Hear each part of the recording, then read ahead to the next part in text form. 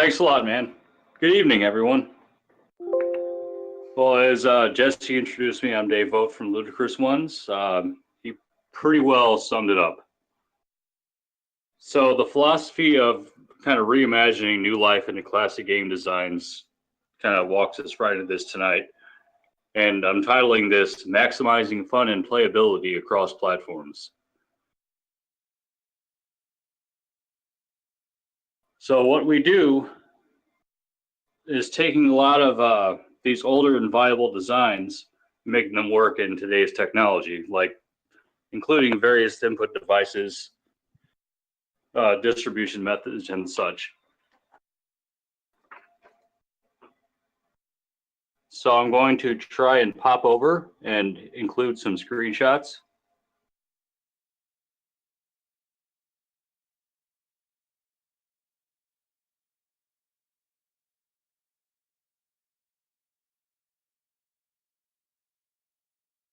I'm doing all this on one device, so it's a little awkward.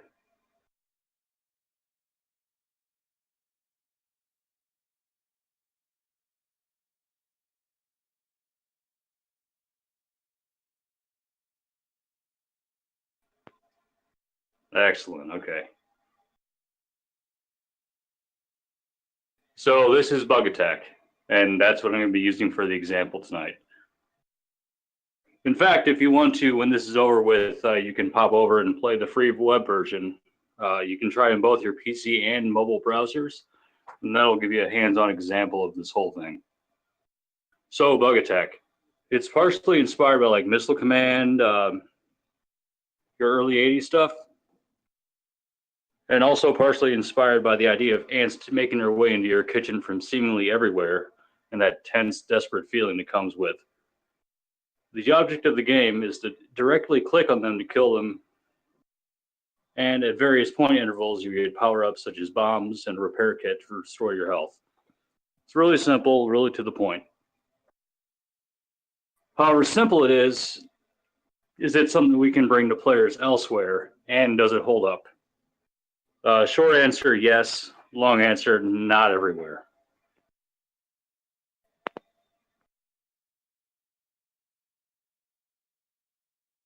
So we have another shot here, and it likes to default to my selection, so this is a little slower than I'd like.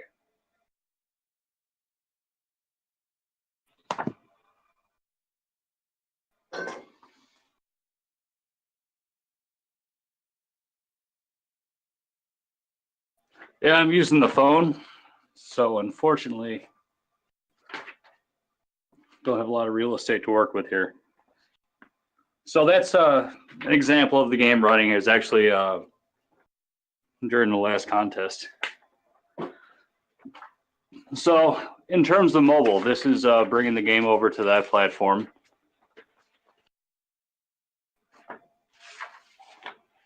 It's an easy pick up and play game, which makes a whole lot of sense for this kind of device, right? Easy decision. Still, a lot of changes had to be made. The most immediate problem was the size of the bugs. They were simply too hard for the screen area. They're hard to target, they're hard to see. This led to the blue bugs being resized by a large margin, and while I increased their size, the others were not. That was to keep the game from becoming too easy, bonuses too easy to hit. Plus, the beetles kind of took up the whole screen. It was a mess. It was one of those things where you can't just copy everything over piecemeal, right? The user interface also had to be addressed, but luckily it was pretty much a no-brainer. We stuck the pause function in power-ups just in the corners of the screen. They can just be activated with a touch or a click. The only real difference there is giving the PC and console users the option to disable those on-screen buttons and use their shortcut keys and buttons instead. It's really simple stuff, but it's something you want to keep in mind. It's one thing to design things to your vision, but playability has to always be a factor. Now, with playing the game, besides the above, there's one big difference between the big and small screen versions. In the original design, you click, touch, boom. But a single touch at a time felt pretty restrictive on mobile, and it really wasn't any fun. It was kind of clear that it had to play like a different game. Multi-touch went out in the end. But there were some pretty fun little tests that didn't quite pan out, like smashing with a swipe or a smear. It was pretty fun, but it was broken. We might revisit those methods maybe later on for an update, but for the primary method, no, not at all. I don't want to go too much into marketing and distribution here, so I'll keep this part really brief. There are cases for both methods, so there will be two different versions of the game for mobile. The free is simply the basic single-player game with a few inintrusive ads, and the paid version will have extras, including free post-launch updates, as well as being ad-free. Just one of those things I wanted to address, since if you are reaching different platforms, you have to keep in mind how things flow in the marketplace. Google Play, since this is for Android, you get that integration if you feel to work it in. And that means that in this case, we're able to effortlessly, and without cost, add achievements and system-wide leaderboards. It's a really nice platform-specific perk, and it's the kind of thing you want to watch out for if it's in your project scope.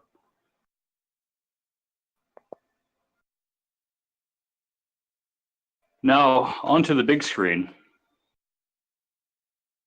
Bug Attack, I think it's a really neat little game. You know, I actually do play it a lot on my own, like not counting for work. It's fun. It really is good, simple fun. But if it's going to be on a larger platform, you kind of want to shoot for a more full-featured experience. But how much? If you're not familiar with the term feature creep, it's basically when you go nuts adding extraneous stuff to your game that it doesn't really need. It sends your scope, your time, and your budget totally out of control. So I think I've managed to keep that pretty well under control in this case and add some pretty fun and worthwhile stuff. Be adding an image here. There we are. And there's an example of the option screen. To make it all feel a little more substantial, some of them are actually unlockables. Everything beyond your top two options. Every point you score in the actual game that you complete, you can't play and quit, gets you closer and closer to unlocking. They're basically real-world achievements in a way. So what kind of extras are they? So as you can see, you have things like the splat colors where you change the color of the splats that the dead bugs momentarily leave behind. You have a sound test. You have a mode with some quite different gameplay and some bizarre stuff like Kevin Attack. Now the more substantial ones would be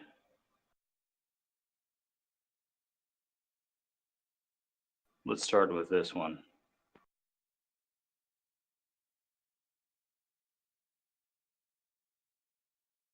Okay, this is an arcade bezel shot. What this does, this gives you an enclosed, kind of a claustrophobic CRT monitor feel, complete with a bezel and a marquee. It's mostly cosmetic, but it's kind of a hard mode also. It's a nice little extra to have.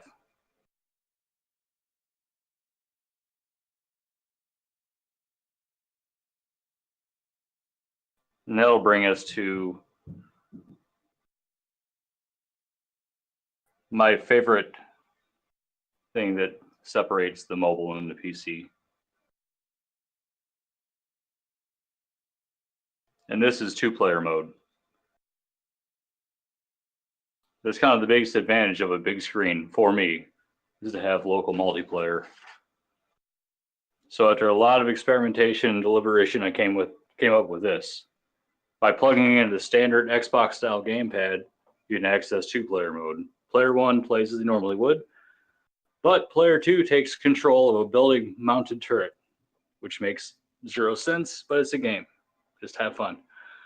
This turret fires powerful rounds, which can be manually detonated, but only one at a time. So this really does create like a interesting, tense dynamic. It's fun, it's strategic, and it's really different. And there are more bonus modes and the such that I'm not ready to show off yet, and they'll be added post-launch and free updates. But I digress here. So we'll move on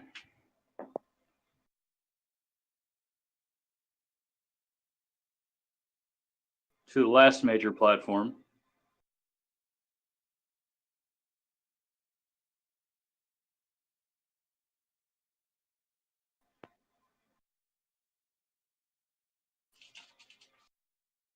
And that's Nintendo Wii U.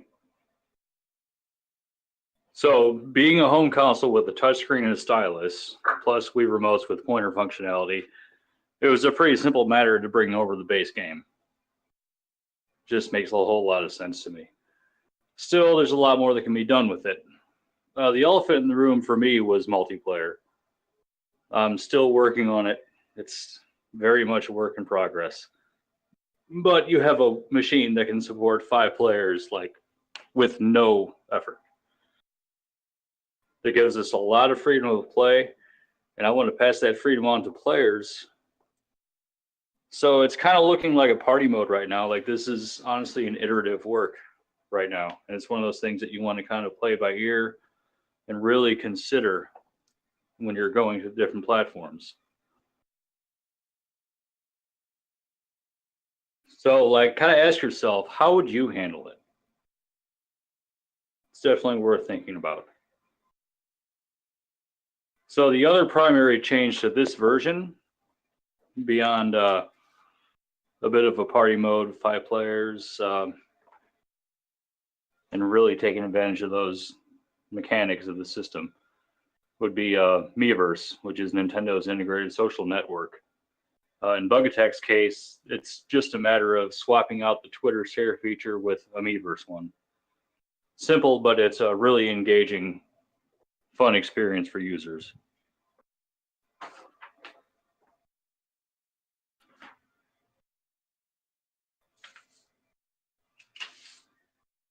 So that basically sums up where you'll be playing Bug Attack later this year.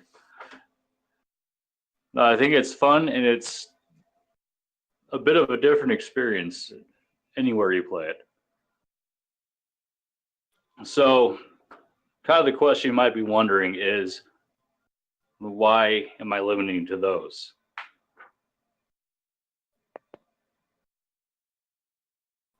Really, the big ones would be PlayStation and Xbox, which are great platforms, and they have great ecosystems. I enjoy them both, as well as their past iterations. You know, I've got a 360 and Xbox One within 5 feet of me right now, PS4 upstairs. But the fact of the matter is that Bug Attack is not a good fit with their control methods. Shoehorning it onto their schemes just isn't fun. There would be a case to be made because you have PlayStation Move, Xbox Connect. I actually think the game would benefit from those, but we have a real low attach rate on those. So it's kind of a decision of budget says no, time says no. So it's a perhaps in the future. Hard decisions. Very hard. But this leads us to the close of the talk. Each decision made for each platform and how everything feels and plays.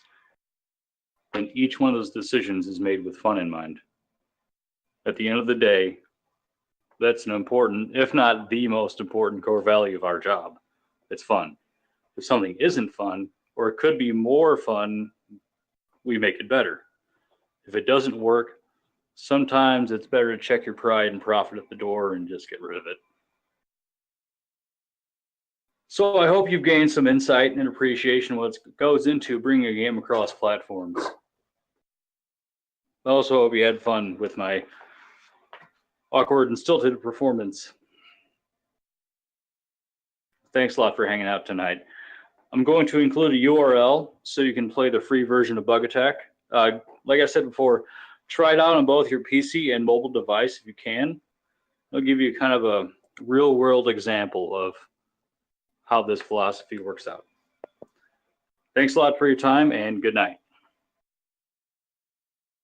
Thank you so much, Dave, for speaking with us, telling us about your game, and telling us a little bit about you and what you can do with an Atari-style, old-school retro game like this, and how successful it really can be. We definitely appreciate it, and we hope you stick around because there is plenty more over the next 2 days. And we'd love to see your input and feedback on any of these as well. I certainly will.